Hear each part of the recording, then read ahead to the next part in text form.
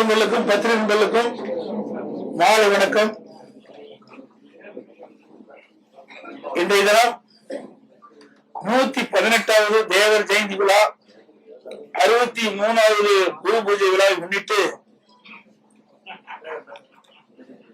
அனைத்து இந்திய அண்ணா திராவிட முன்னேற்ற கழகத்தின் சார்பாக நானும் தலைமை கழகத்துடைய மூத்த நிர்வாகிகளும் முன்னாள் அமைச்சர்களும் முன்னாள் நாடாளுமன்ற சட்டமன்ற மாவட்ட கழக செயலாளரும் கழகத்தினுடைய பல்வேறு பொறுப்புகள் இருக்கின்ற நிர்வாகிகளும் தேவரையா நினைவிடத்துக்கு சென்று தெய்வீக திருமணர் பசுபன் தேவரையா அவர்களுக்கு மலர் தூவி புகழஞ்சலி செலுத்தியுள்ளோம்.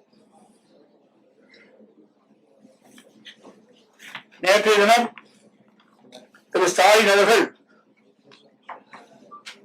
தென்காசி மாவட்டத்துக்கு சென்று ஒரு அரசு நிகழ்ச்சியில் கலந்து கொண்டு பேசுகின்ற பொழுது எடப்பாடி பழனிசாமி விருத்தியின் உச்சத்தில் இருக்கின்றார், தினந்தோறும் ஏதாவது ஒரு பொய்யான அறிக்கையை ஊடகத்தின் வாயிலாக பத்திரிகையின் வாயிலாக வெளியிட்டுக் கொண்டிருக்கின்றார் என்ற ஒரு கருத்தை சொல்லியிருக்கின்றார். அதுவும் தினந்தோறும் அவதூறு கருத்துக்களை எடப்பாடி பழனிசாமி கூறி வருகிறார் என்ற ஒரு கருத்தை சொல்லியிருக்கின்றார். என்ன அவதூறு கருத்து என்று இதுவரை எனக்கு தெரியவில்லை.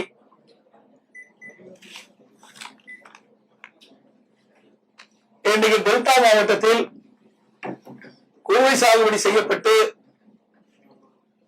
அந்த குறுவை சாகுபடி அறுவடை செய்கின்ற தருணத்தில் மழை தொடர்ந்து பெய்து கொண்டிருந்தது. இன்றைக்கு அரசு செப்டம்பர் 1ஆம் தேதியே நேரடி கொள்முதல்கள் திறக்கப்பட்டு விவசாயிகள் கொண்டு வருகின்ற நெல் மூட்டைகளை கொள்முதல் செய்யப்பட்டது என்றும் குறிப்பிட்டார்கள். அப்படி தொடர்ந்து நேரடி கொள்முதல் செய்யப்பட்டிருந்தால் விவசாயிகள் சாலை ஓரமாக நெல்மணியை குவித்து வைக்க வேண்டிய அவசியம் இல்லாமல் இல்லை. அதே போல திறந்த வெளியில் கொள்முதல் நிலையத்திற்கு எதிராகவே பல்லாயிரக்கணக்கான மூட்டை நெல்மணிகள் குவித்து வைத்திருந்தார்கள்.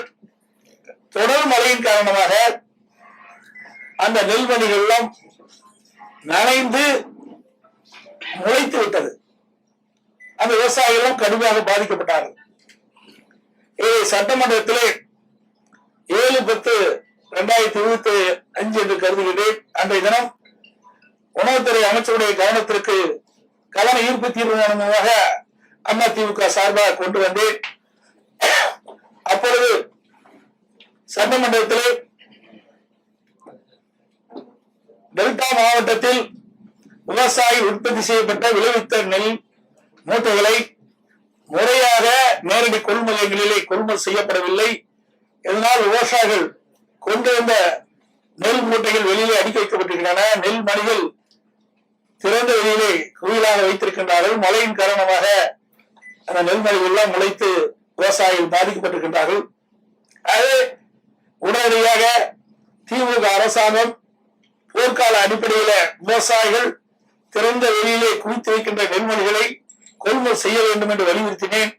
அப்பொழுது உணவு அமைச்சர் பதில் சொல்லிட்ட பொழுது, நாங்கள் தினந்தோறும் ஒரு நாளைக்கு 2000 மூட்டை கொள்முதல் செய்கின்றோம், விடுமுறையான ஞாயிற்றுக்கிழமையும் கொள்முதல் செய்து கொண்டிருக்கின்றோம் என்ற கருத்தை சொன்னார். 17/10/2020 கவன ஈர்ப்பு தீர்மானம் 17/10/2020 கவன ஈர்ப்பு தீர்மானத்துல சட்டமன்றத்தில் பேசுகிறது. அப்படி 2000 மூட்டை கொள்முதல் செய்யப்பட்டிருந்தால் விவசாயிகள் கொண்டு வந்த அனைத்து நெல் மூட்டைகளும் கொள்முதல் செய்யப்பட்டிருக்கலாம். அதோடு நான் அறிக்கையின் வாயிலாக வெளியிட்டேன். அதற்கு நடவடிக்கை எடுக்கவில்லை. பிறகுதான் 21ஆம் தேதி 10ஆம் மாசம் 21ஆம் தேதி நேரடியாக டெல்டா மாவட்டத்திற்கு சென்றேன். அங்கே தஞ்சை மாவட்டம், திருவாரூர் மாவட்டம், நாகப்பட்டினம் மாவட்டம், மயிலாடுதுறை போன்ற மாவட்டங்களுக்கு நேரடி கொள்முதலுக்கு சென்று அங்கே பார்வையிட்ட பொழுதுதான் விவசாயிகள் கண்ணீரும் கவனமாக எங்களுடைய வயலில் விளைவித்த நெல் மணிகளெல்லாம் திறந்த வெளியிலே கொட்டி இன்னைக்கு மழையிலே நனைந்து முளைத்து வீணாய் கொண்டிருக்கின்றது. என் கண் முன்னாடியே எங்கள் கண் முன்னன் எதிரே எங்கள் கண் எதிரே இன்றைக்கு நெல்மணிகள்லாம் முளைத்து பெரும் நஷ்டத்துக்கு நாங்கள் உள்ளாக இருக்கணும் என்ற கருத்தை சொன்னார்கள். அப்போது நான் அவரிடத்துல கேட்டேன், எவ்வளவு நாட்களாக நேரடி கொள்முதலத்திலே கொள்முதல் செய்யவில்லை என்று கேட்கின்ற பொழுது சுமார் 15 நாட்களாக நேரடி கொள்முதல்களை கொள்முதல் செய்யப்படவில்லை. அப்படி கொள்முதல் செய்யப்பட்ட காலகட்டத்திலும் 600 மூட்டைக்கு மேல் எந்த நேரடி கொள்முதல் செய்யவில்லை என்ற கருத்தை சொன்னார்கள். அதோட சணல் சாக்குகள் இல்லை என்றும் அந்த நேரடி நெல் கொள்முதலத்தில் இருக்கின்ற அடுக்கி வைக்கப்பட்டிருந்த நெல் மூட்டைகளை எடுத்து செல்வதற்கு போதுமான லாரிகள் இல்லை, லோன்மேன் இல்லை. இப்படி இருக்கின்ற காரணத்தினால்தான் விவசாயிகள் கொண்டு வரப்பட்ட நெல் மூட்டைகளை அவர்கள் கொள்முதல் செய்யாத ஒரு அவலங்களை ஏற்பட்டது. அதைத்தான் சுட்டிக்காட்டினேன். இதில் என்ன அவதூறு செய்தி இருக்குது என்று எனக்கு தெரியவில்லை. அதோட துணை முதலமைச்சர் டெல்டா மாவட்டத்துக்கு சென்றார். நாங்களோட பரவாயில்ல, டெல்டா மாவட்டத்துக்கு செல்றாரு, விவசாயிகளுடைய பிரச்சனை எல்லாம் தீர்ப்பாரு, விவசாயிகளுடைய கருத்தை கேட்பாரு, நேரடி கொள்முதல் நிலையத்துக்கு செல்வார் என்றெல்லாம் நான் எதிர்பார்த்தேன். ஆனா அங்கெல்லாம் போகல. உடனே ரயில்வே ஸ்டேஷனுக்கு போய் சரக்கு ரயில்ல அங்க கொடியை அடிச்சுட்டு வந்துட்டார். ஏற்கனவே டெல்டா மாவட்டத்துல கொள்முதல் செய்யப்பட்ட நெல் மூட்டைகள் எல்லாம் சரக்கு ரயில்ல 20 நாட்கள சென்று கொண்டிருக்கின்றது. ஆனால் விவசாயிகளை சந்திக்க அவர்கள் மனமில்லா காரணத்தினாலே அங்கே நேரடி கொள்முதலுக்கு சென்று விவசாயிகளை சந்தித்தால் ஏதாவது பிரச்சனை ஏற்படும் என்ற அச்சத்திலே விவசாயிகள் சந்திக்காமலே இந்த தமிழக துணை முதலமைச்சர் சென்று விட்டார். அதற்கு பிறகு முதலமைச்சர் ஸ்டாலின் அவர்கள் கிட்டத்தட்ட 30 நாட்களுக்கு முன்பாக நடவு செய்த நெற்பயிரெல்லாம் கனமழையின் காரணமாக நீரிலே ஒழுகி சேதமடைந்து விட்டது. சேதமடைந்த அந்த அழுகிய பயிர்கள் எல்லாம் ஒரு ரயில்ல வச்சு கொண்டாந்து காட்டுறாங்க. எப்படிப்பட்ட முதலமைச்சர்! இந்தியாவிலே இப்படிப்பட்ட முதலமைச்சர் எந்த மாநிலத்திலும் இல்லை. விவசாயிகள் பாதிக்கப்படுகின்ற விவசாயிகளை நேரடியாக சென்று ஆறுதல் பெறவில்லை. அங்கே திறந்த வெளியிலே அடுக்கி வைக்கப்படுகின்ற மூட்டைகளையும் நெல்மணிகளையும் கொள்முதல் செய்வதற்கு மனமில்லை. இதனால் பெரும் நஷ்டத்துக்கு விவசாயி உள்ளாகிறார். இதையெல்லாம் கவனத்திலே கொள்ளாத ஒரு ஆட்சி தான் திமுக ஆட்சி என்பதை நேரத்திலே சுட்டிக்காட்ட வருகின்றேன். அதோட நேற்று தினம் ஒரு கருத்தை சொல்லியிருக்கின்றார். திராவிட முன்னேற்ற கழக ஆட்சியில் தான் ஒவ்வொரு ஆண்டும் சராசரியாக 42 லட்சம் மெட்ரிக் டன் இன்றைக்கு கொள்முதல் செய்யப்பட்டதாக ஒரு பச்சை பொய்ய சொல்லியிருக்கார். திராவிட முன்னேற்ற கழக ஆட்சிக்கு வந்த பிறகு உணவு மானிய கோரிக்கை நடைகின்ற பொழுது அந்த கொள்கை விளக்க குறிப்பிட்டது. அதை நான் ஊடகத்தின் வாயிலாக இந்த நேரத்தில் தெரிவிக்க விரும்புகிறேன். 2022-23 ஆண்டு கொள்கை விளக்க குறிப்பு அதுல 105, 106 பக்கம் 31/3/2022 வரை 29,48,000 மெட்ரிக் டன் தான் கொள்முதல் செஞ்சிருக்காங்க. 2023-24 வருடம் பக்கம் 80 அந்த உணவு மானிய கோரிக்கையில கொள்கை விளக்குல பக்கம் 80ல 31/3/2023 வரை 29,40,000 மெட்ரிக் டன் தான் கொள்முதல் செஞ்சிருக்கிறாங்க. 24-25 ஆண்டு கொள்கை விளக்க குறிப்பு பக்கம் 101ல 31/3/2024 வரை 28.26 லட்சம் மெட்ரிக் டன் தான் கொள்முதல் செஞ்சிருக்கிறாங்க. 25-26 ஆண்டு பக்கம் 106ல 31/3/2025 வரை 28,30,000 மெட்ரிக் டன் தான் கொள்முதல் செஞ்சிருக்கிறாங்க. மொத்தமா 1,15,49,000 மெட்ரிக் டன் தான் கொள்முதல் செஞ்சிருக்கிறாங்க. அப்படி என்றால் எப்படி ஆண்டுக்கு 42 லட்சம் மெட்ரிக் டன் கொள்முதல் செய்ய முடியும்? அத்தனை பொய். எல்லாம் விளம்பரமான அரசு என்பது நிறுவனமாகிவிட்டது. ஆக திராவிட முன்னேற்ற கழக ஆட்சியில உணவுத்துறை மானிய கோரிக்கையின் போது அந்த கொள்கை விளக்க குறிப்புல குறிப்பிட்டது உண்மையா? அந்த உணவு அமைச்சர் தெரிவிக்கப்பட்டது உண்மையா? அல்லது நேற்றைய தினம் தென்காசியில் நடைபெற்ற அரசு நிகழ்ச்சியில் முதலமைச்சர் குறிப்பிட்டது உண்மையா? அதை இந்த முதலமைச்சர் விளக்க வேண்டும். இது புரியத்தோர அவர்கள் குறிப்பிட்ட இந்த ஆட்சியில் உணவுத்துறை மானிய கோரிக்கையில் அவர்களது உணவு அமைச்சர் சட்டமன்றத்தில் கொள்கை விளக்க குறிப்பை தாக்கல் செஞ்சிருக்கிறார். அதில் இந்த குறிப்பை எடுத்து நான் உங்களிடத்தில் விளக்கி சொல்லிக்கின்றேன். இப்படி மக்களை ஏமாற்றி விவசாயிகளை ஏமாற்றி அரசுதான் அதிமுக அரசாங்கம். அதோட நீங்க பாத்தீங்கன்னா திருச்சியில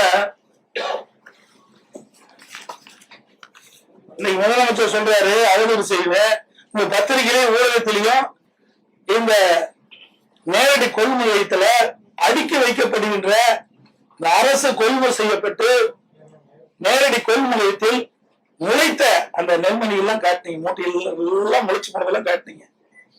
அதோட திறந்த வெளியில் விவசாயிகள் குவித்து வைக்கின்ற நெல்மணிகள் எல்லாம் முளைத்த செய்தியெல்லாம் காட்டினீங்க. அப்படின்னா அந்த செய்தியின் அடிப்படையில் தான் நான் போய் டெல்டா மாவட்டத்தெல்லாம் பார்வையிட்ட விவசாயிகளை சந்திச்சு நேரடி கொள்முதல் சொன்னேன். அப்படி இந்த வர செய்தியெல்லாம் பொய்யான செய்தியா? இதெல்லாம் அவதூறான செய்தியா? அப்படித்தானே முதலமைச்சர் எழுதுகிறார். அதோட திருச்சியில இன்னைக்கு இந்த பத்திரிகை தினமலர் பத்திரிகை வந்திருக்குது. இன்றைய தினம் திருச்சியில கொள்முதல் செய்யும் சாலை தேங்கி கிடக்குது. 1 கிலோமீட்டருக்கு நெல் தேங்கி கிடக்குது. விவசாயிகள் விளைவித்த நெல்லை கூட முறையாக கொள்முதல் செய்ய முடியாத திறமையற்ற உண்மை முதலமைச்சர் தான் இப்படிப்பட்ட கருத்து சொல்லிட்டு இருக்காரு. எந்த உணவு உற்பத்தி பெருக்குவதில் இன்னைக்கு விவசாயிகள் மும்முரமா இருக்கிறாங்க. அப்படி இருக்கின்ற பொழுது விளைவித்த அந்த நெல் மணிகளை கூட இந்த அரசு கொள்முதல் செய்வது அவலங்களை தமிழகத்திலே பார்க்க முடியும்.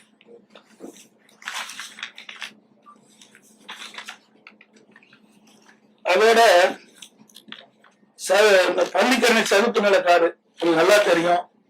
ஏற்கனவே என்பவற்றிலிருந்து உயர்நீதிமன்றத்து வரைக்கும் இதெல்லாம் வழக்கு போயிட்டு வந்திருக்குது. இன்னைக்கு அதிமுக ஆட்சி இருக்கின்ற பொழுது அந்த சதுப்பு நிலையெல்லாம் பாதுகாக்கப்பட்டது. அதற்காக நாங்கள் அம்மா அரசு உள்ளது மத்திய அரசு நிதியுடன் 165.68 கோடி செலவில் தேசிய பருவநிலை மாற்ற தழுவல் நிதி national adaptation fund for climate change அதுக்காக கொடுத்து அதுதான் பாதுகாப்பு. அதிமுக ஆட்சியில பள்ளிக்கரணை சுற்றுச்சூழல் மீட்பு திட்டத்துல 2019 செயல்படுத்த ஒப்புதல் வழங்கி சதுப்பு நிலம் பாதுகாக்கப்பட நடவடிக்கை எடுக்கப்பட்டது. பள்ளிக்கரணை சதுப்பு நிலம் தான் அதிமுக ஆட்சியில் பாதுகாத்தது. ஆனா அந்த திராவிட முன்னேற்ற கழகம் ஆட்சிக்கு வந்த பிறகு இன்னைக்கு சென்னை மாநகராட்சிக்கு ஒரு குறிப்பிட்ட பகுதி இருக்குது, வனத்துறைக்கு குறிப்பிட்ட பகுதி இருக்குது. இன்றைக்கு இந்த சதுப்பு நில பகுதியிலிருந்து பள்ளிக்கரணை சதுப்பு நில பகுதியிலிருந்து அந்த எல்லையிலிருந்து 1 கிலோமீட்டருக்கு அப்பால் தான் இன்னைக்கு கட்டுமான பணிகளை மேற்கொள்ள வேண்டும். இது தென்னிந்திய பசுமை தீர்ப்பு ஆணையத்தினுடைய தீர்ப்பு. அந்த பசுமை தீர்ப்பு ஆணையத்துடைய தீர்ப்பின்படி அந்த சதுப்பு நில எல்லை கோட்டில் இருந்து 1 கிலோமீட்டருக்கு அப்பால் தான் இந்த கட்டுமான பணி துவங்க வேண்டும். ஆனா அதற்கு மாறாக அந்த வனத்துறைக்கு கட்டுப்பாட்டில் இருக்கின்ற இந்த சதுப்பு நில பகுதியிலிருந்து அருகாமையிலேயே இந்த கட்டுமான பணிகள் ஆரம்பிக்கப்பட்டதாக செய்தியில் வெளிவந்துள்ளன. இது குறித்து நீதிமன்றத்தில் கூட வழக்கு தொடரப்பட்டிருக்கு என்பதை தெரிவிச்சுக்கிறேன்.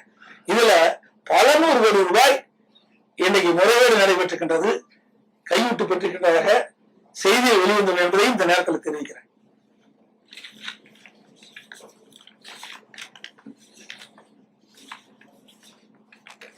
அப்புறம் என்னன்னு சார் என்றாலே திமுகவுக்கு அலர்ஜி. உங்களுக்கு நல்லா தெரியும் எந்த சாரு நீங்களே முடிவு பண்ணீங்க. எஸ்ஐஆர் என்ற வார்த்தை கேட்டாலே திமுகவுக்கு இன்னைக்கு ஒரு அதிர்வு ஏற்படுகின்றது, அதிர்ச்சி ஏற்படுகின்றது. இதுல என்ன தவறு இருக்குது எனக்கு தெரியல. நீங்க பாத்தீங்கன்னா அதிமுக சார்பாக நீதிமன்றத்துக்கு சென்று இன்னைக்கு ஆர்கே நகர்ல மட்டும் நீதிமன்றத்துக்கு சென்று 31 வாக்குகளை நாங்கள் நீக்கி இருக்கோம். பல முறை சம்பந்தப்பட்ட அதிகாரிகளுக்கு இறந்தவர்கள் பட்டியல், அதே போல அங்கே குடியிருப்பில் இல்லாமல் இருக்கின்றவர்கள் பட்டியலாம் கொடுக்கப்பட்டு முறையாக விசாரிக்கவே இல்லை. நீதிமன்றத்துக்கு சென்றுதான் அந்த நீதிமன்ற தீர்ப்பின்படி 31,000 பேர்களை நீக்கி இருக்கிறோம். அதே போல கரூர்ல இதேபோல நீதிமன்றத்தின் மூலமாக 10,000 வாக்குகளை நீக்கி இருக்கிறோம். நீங்க 2023 ஈரோடு கிழக்கு சட்டமன்ற தேர்தல் பார்த்தீங்களா, அந்த குடிசை மாற்று வாரியத்தில் இருக்கிற வீடுகளை இடிக்கப்பட்டு விட்டது. யாருமே குடியில்ல. அந்த குடியிருப்பதாக வாக்காளர் வாக்காளர் இடம்பெற்றிருக்காங்க. அதை நீக்க வேண்டும். அங்க இருக்கிற மாவட்ட ஆட்சித்தலைவர் சம்பந்தப்பட்ட அதிகாரி கொடுத்த நீக்கல, இதுவரைக்கும் நீக்கல. அப்படித்தான் இருக்கு. இப்படிப்பட்ட நிலைமையெல்லாம் மாற வேண்டும். தகுதியான வாக்காளர் வாக்களிக்க வேண்டும். அதுதான் எங்களுடைய நிலைப்பாடு. இதுல என்ன பிரச்சனை கேட்டு தெரியல. ஏன்னா எல்லா இடத்திலுமே இன்னைக்கு மாநகராட்சியிலிருந்து தமிழ்நாடு முழுவதும் 234 தொகுதியிலும் இறந்தவர்கள் வாக்குகளை நீக்கப்படவில்லை. இன்றைக்கு நீங்க பாத்தீங்கன்னா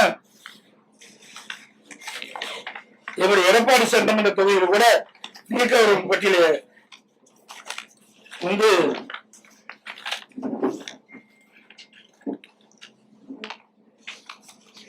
இறந்தவர்கள், அதெல்லாம் அங்கிருந்து வசிக்காதவர்கள், அதெல்லாம் நாங்க பட்டியலிட்டு கொடுத்துக்கிறோம். சுமார் 8,000 பேர் அது இருப்பதாக நாங்க என்னுடைய PL8 நிர்வாகிகள் கணக்கெடுத்து கொடுத்துருக்குறாங்க. இப்படி எல்லா தொகுதியிலுமே 10,000, 15,000, 20,000, 30,000 இப்படி இறந்தவர்கள், அங்கே குடியில்லாமல் மாற்று இடத்துக்கு சென்றவர்கள், இப்படி ஒவ்வொரு தொகுதியிலும் இருக்குது. இதையெல்லாம் முறையாக இந்த SIR திட்டத்தின் மூலமாக முறையாக செயல்பட்டா இந்த உண்மையான வாக்காளர் பட்டியல் வந்தா உண்மையான தேர்தல் நடக்கிறதுக்கு வாய்ப்பு இருக்கும். அந்த அடிப்படையில நாங்க ஆதரிக்கிறோம். இது ஆளுங்கட்சி, திமுக கட்சி ஆளுங்கட்சி. நாங்க தான் பயப்பட வேணும். அது பயப்பட வேண்டிய அவசியமே இல்லை.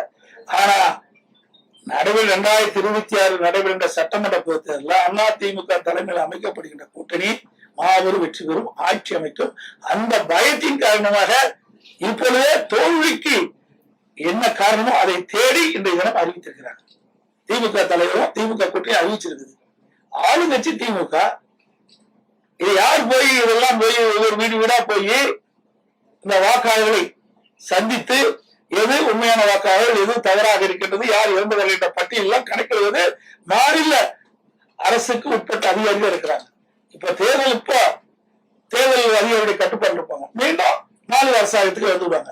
மாவட்ட ஆட்சித்தலைவர் அவர்களும் இந்த மாநில அரசாங்க கட்டுப்பாட்டில் இருக்கிறாங்க. அப்படி இருக்கின்ற பொழுது இது நடுவோடு செயல்பட வேண்டும் என்று நாங்கள் தேர்தல் ஆணையத்தை வலியுறுத்துகிறோம். இப்போ தேவர் ஜெயந்திக்கு இன்னைக்கு செங்கோட்டையன் தினகரன் சேர்ந்து போயிருக்காங்க. போனவங்க அந்த ரோகத்தை வீழ்த்துவதற்காக நாங்க 3 பேரும் சேர்ந்து தேர்தலை சந்திக்கிறோம் அப்படின்றாங்க. இது 4 வருஷம் சொல்லிட்டு இருக்கிறாங்க. இப்ப இன்னைக்கு சொல்லிட்டு 4 ஆண்டு காலம் தினம் பத்திரிகை டிவி வேலை சொல்லிட்டு இருக்கீங்க. இதே டிவி வேலை பேசிட்டே இருக்காரு. இன்னைக்கே பாத்துட்டு சசிகலாமா வரல. எனக்கு என்னப்பா, எனக்கு கேட்ட அளவுக்கு வரல. 3 பேர் தான் அதான் சொல்றாங்க. நீங்க தான் சொல்றீங்க. அது வெளியில வந்ததானே உண்மை. நீங்க கற்பனையான கேள்விக்கு என்னாலும் பதில் சொல்ல முடியாது. யாரு பேசிட்டு இருக்காங்க? உள்ளாய் 3 பேரும் பேசிருக்கிறாங்க. அவகிட்ட பேசினாங்களா? பேசினாங்களா? தவறான கேள்வி கேட்க வேண்டாம், உண்மையான கேள்வி கேள்வி. இப்ப 3 பேர் செய்தியாளர் சந்திச்சுங்கிறீங்க. அது சந்திச்சிருக்கிறாங்க. நான் கேள்விப்பட்டேன். நான் பார்க்கல. 3 பேர் சந்திச்சிருக்காங்க. அது ஏற்கனவே போட திட்டம் தானே. இன்னைக்கு நேரத்தில் போட்டாங்க. அதிமுக இருக்கின்ற பொழுது குடிபரிச காலத்துலதான் நாங்க வெற்றி வாய்ப்பு இழந்துட்டோம். இப்படிப்பட்ட துரோகிகள் அதிமுக இருந்த காரணத்தினாலதான் எங்களை 2021 ஆட்சிக்கு வர முடியல. புரியுதுங்களா? இவர் 2 நாளைக்கு முந்தைய என்ன சொன்னார் OPS? இவரே அதிமுக கட்சிக்கார். இவரே ஒருங்கிணைக்கின்றார்.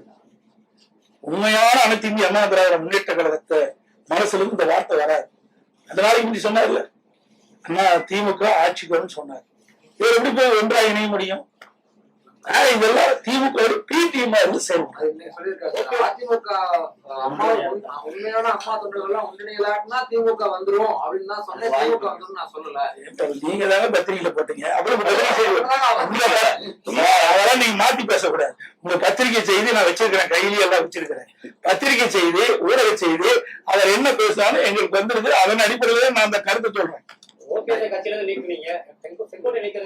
அதெல்லாம் நீங்க தயக்கம் இல்லையே, நிம்மதியான இருக்கும். ஏற்கனவே நம்ம தலைவர்கள் அண்ணா திமுக பொறுத்த வரைக்கும் யார் துரோகம் செஞ்சாலும் சரி, தலைமைக்கு உடைய கருத்தை அவர்கள் முழுமையாக கடைபிடிக்காவிட்டால் யாராக இருந்தாலும் உரிய நடவடிக்கை எடுக்கப்படும். நடவடிக்கை எடுத்துட்டு எடப்பாடி திமுக தான் எதிரி, அண்ணா திமுக அது மட்டும் இல்ல, எடப்பாடி திமுக தான் எதிரி எங்களுக்கு, அதிமுக எதிரி அல்ல.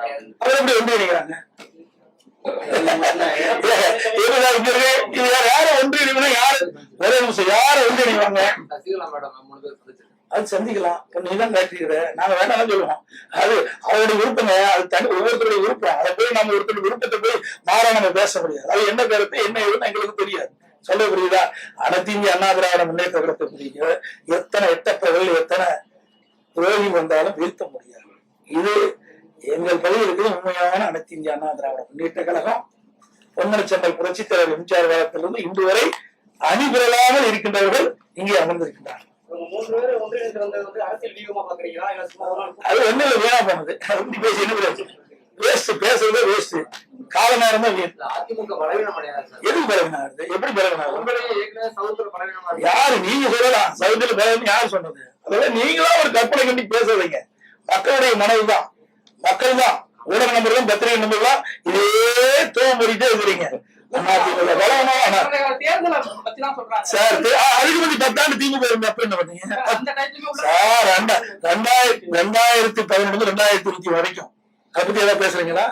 10 ஆண்டு காலம் பிரதான எதிர்கட்சி கூட வர முடியல திமுக. கருணாநிதி இருக்கும் போது நாங்க அப்படி இல்ல, பிரதான எதிர்கட்சியை வந்து அமர்ந்துகிறோம். 2021 75 இடங்கள் அதிமுக வெற்றி பெற்றிருக்குது. அப்படி இருக்கும்போது வேறுமனே திட்டமிட்டு அவ்வளவு செய்தி நீங்க பரப்பிட்டு இருக்கிறீங்க. அதுதான் ஏன் திமுக 2011 வந்தது? எத்தனை தேர்தலில் தோல்வி விட்டுறாங்க? அதை பத்தி ஏதாவது விவாதிக்கிறீங்களா? பத்திரிகை ஏதாவது போடுறீங்களா? ஆளுங்கட்சியா இருக்கும்போது அதிமுக விமர்சனம், எதிர்கட்சியா இருக்கும்போது அதிமுக விமர்சனம்.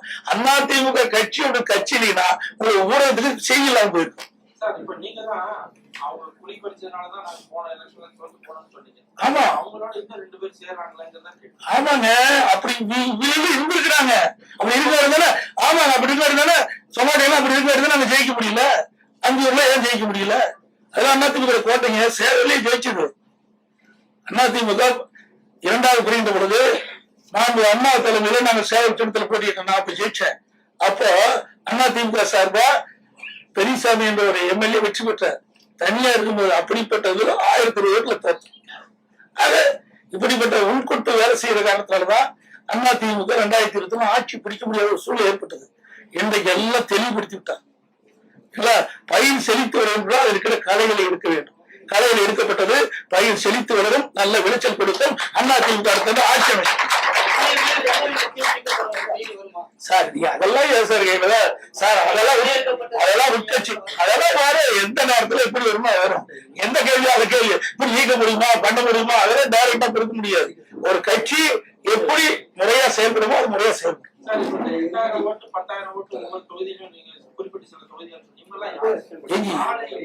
சார் இறந்தவர்களே இருக்கிறாங்க. என்னுடைய எடப்பாடி சட்டமன்ற தொகுதியில் 5600 பேருக்கு மேல இறந்தவர் இருக்கிறாங்க. எடுக்கவே இல்லை. பல ஆண்டுகளாக நாங்க எழுதி கொடுத்துட்டே இருக்கிறோம், யாரும் எடுக்கவே இல்லை. இப்ப பாருங்க, 10,000 கரூர்ல நீதிமன்றத்துக்கு போய் 10,000 ஓட்டு நீக்கிறோம். இதை முறையா தேர்தல் ஆணையத்துக்கு அனுப்பிச்சோம். மாநில தேர்தலுக்கு மத்தியத்தில் எதுவுமே இல்லை. நீதிமன்றம் போய் தான் அதை வந்து விசாரிக்கப்பட்டு தேர்தல் ஆணையத்துக்கு உத்தரவு போட்டு வீடுகளை 10,000. அதே மாதிரி ஆர்கே நகர்ல 31,000 ஓட்டு நீக்கிருக்கோம். இப்ப டி நகர்ல நம்முடைய தலைமை நீதிபதிக்கு வரும்போது தேர்தல் ஆணையத்தை கேட்கும் போது எஸ்ஐஆர் வருது. அப்ப முறையா நாங்க வீடு வீடா போய் நாங்க சோதிச்சு யாராவது இருக்கிறாங்க, யாராலும் இறந்தவர்கள் என்ற பட்டியல் நாங்க நீக்கணும் உறுதிமொழி கொடுத்துருக்காங்க. இப்படி எல்லா தொகுதியிலுமே இப்போது அனைத்து இந்திய அண்ணா திராவிட முன்னேற்ற கழகத்தின் சார்பாக சேர்த்தல் நீக்கல் பட்டியல கொடுத்துருக்கிறோம். இப்ப எஸ்ஐஆர் வந்திருக்குது. இன்றைக்கு எப்படி செயல்படும் இருக்கிறது? ஏன்னா இது எல்லாமே மாநிலத்தில் இருக்கின்ற அரசு அதிகாரிகள் தான் இந்த பணியை செய்யறாங்க. அதனால இந்த நடுவோட இந்த அரசு செயல்படணும். இந்த அரசு அதில் தலையிடக்கூடாது என்பதுதான் எங்களுடைய தாழ்மையான கருத்து. அது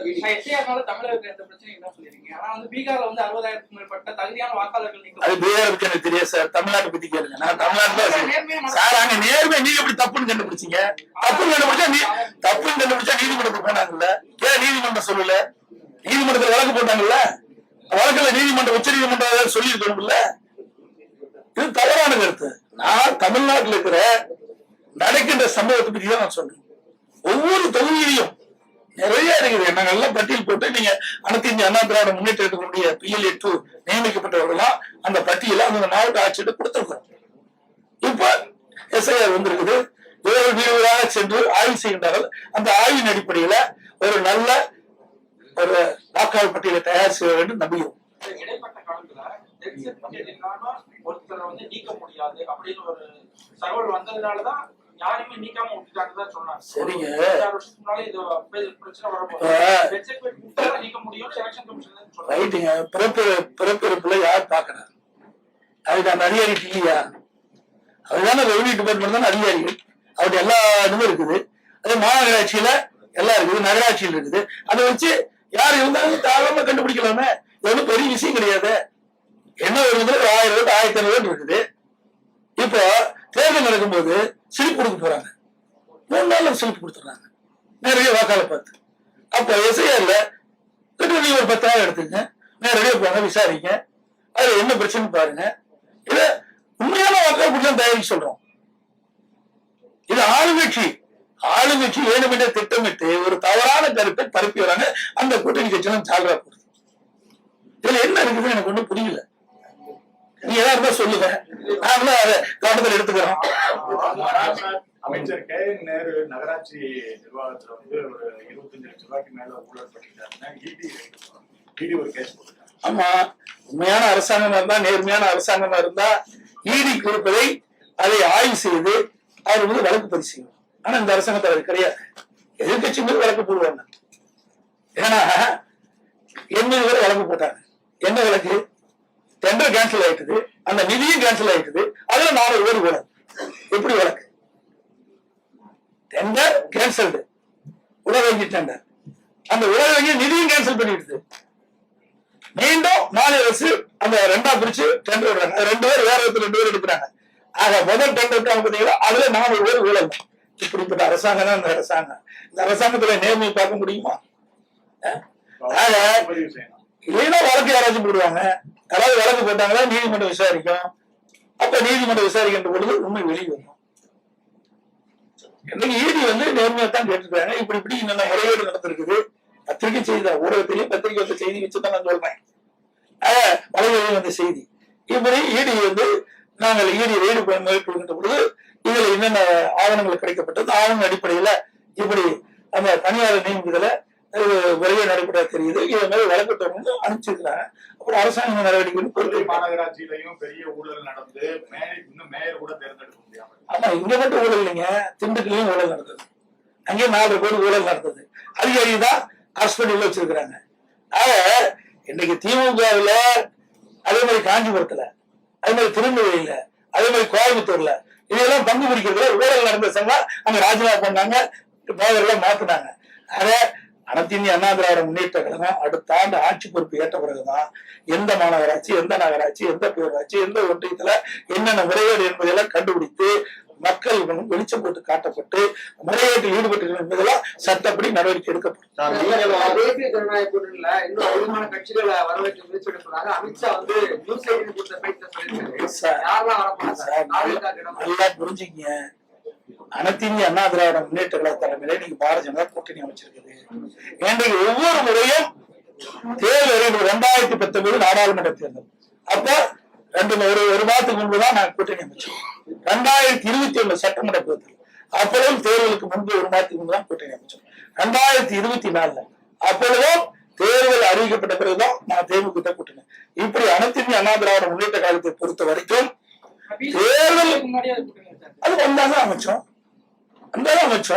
இருந்தாலும் இன்னும் அந்தந்த கட்சிகள் சுதந்திரமாக செயல்பட்டுக் கொண்டிருக்கின்றது. கூட்டணி அமைக்கப்பட்டு விட்டால் அந்த கூட்டணியினுடைய முதல்தான் அவர்கள் செல்ல முடியும். கூட்டணியினுடைய கொள்கையின் அடிப்படையில் செயல்படுத்த முடியும். அதை தனியார் அந்த கட்சி எது செயல்படுத்த முடியாது, எந்த கருத்தையும் சொல்ல முடியாது. அப்படித்தானே திமுக தலைமையில இந்த கூட்டணி கட்சி எல்லாம் ஏதாவது வாய் திறந்திருக்குதா? டெல்டா மாவட்டத்துல இவ்வளவு நெல் பாதிப்பூட்டா இருக்குது. அதுல ஏதாவது வாய் திறந்து பேசினாங்களா? ஏதாவது போராட்டம் நடத்தினாங்களா? முடியாது. ஏன்னா கூட்டணியில அங்கம் வச்சுட்டாங்க. தேர்தல் உரிய காலத்துல வேலை இருக்குது. இப்படி சொன்னா வாக்கு பாய்ச்சிடும். அதனால அனைத்து இந்திய அண்ணா திராவிட முன்னேற்ற கழகத்தை பொறுத்த வரைக்கும் தேர்தல் வருகின்ற காலகட்டத்தில் நாங்கள் கூட்டணி அமைப்பு, அதில் எந்த மாற்று கருத்தும் கிடையாது. நீங்கள் என்ன எண்ணுகின்றீர்களோ நிச்சயமாக நடக்கும். இப்பொழுதும் சொல்லிட்டேன், 2026 சட்டமன்ற தேர்தலில் அனைத்து இந்திய அண்ணா திராவிட முன்னேற்ற கழக தலைமையில் அமைக்கப்பட்ட கூட்டணி பெரும்பான்மையான இடங்களில் வெற்றி பெறும். அண்ணா திமுக தனி பெரும்பான்மையோடு ஆட்சி அமைக்கும். நன்றி, வணக்கம். அதாவது நாங்களே நீங்க தான் தவறான செய்தி வெளியிட்டு இது ஊடக பத்திரிகை நேரத்துல கேட்கிறேன்.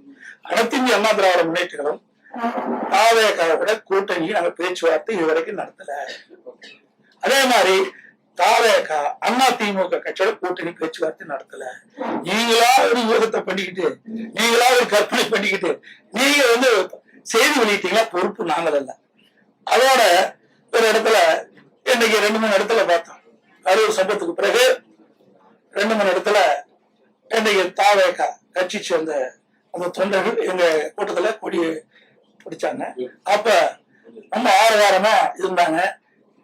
குமராவளையம் சட்டமன்ற தொகுதியில் இருந்து எழுச்சி பயணம் போட்டிருந்தேன். அப்பொழுது சொன்னேன், தொண்டர்கள் அங்கே பிள்ளையார் சொல்லி போட்டுட்டான்னு சொன்னேன். அதை நீங்க பெருசா பேசிட்டே இருக்கிறீங்க. ஆக அவருடைய கட்சி கொடி தான் காட்டினாங்க. நல்லா புரிஞ்சு, வேற கட்சி கொடி காட்டல. அப்பவும் அவங்க கட்சியில இருக்கிறாங்க. ஆக அந்தந்த கட்சி தலைவர் இருக்கிற முடிவுதான ஒழிய நாங்கள் இதுவரை நாங்களும் அவரோட பேச்சுவார்த்தை நடத்தலை, தாவாக்கோட பேச்சுவார்த்தை, தாவாக்கா கட்சியும் அண்ணா திமுக பேச்சுவார்த்தை நடத்தவில்லை என்பதை நேரத்துல தெரிவிச்சு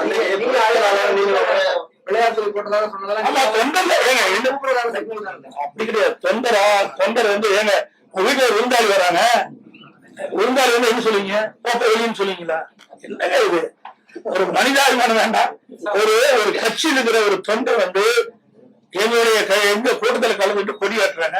அப்ப இதுல என்ன தவறு சொன்னாலும் அங்க கொடியாட்டி தோணும்போது அங்க தொண்டர்கள் பிள்ளையார் சொல்லி போட்டுருவான்னு சொன்னேன். இதுல என்ன தவறு இருக்குது?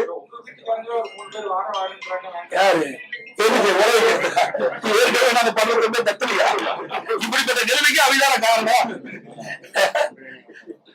ரைட், அனைத்து கூட நன்றி, வணக்கம்.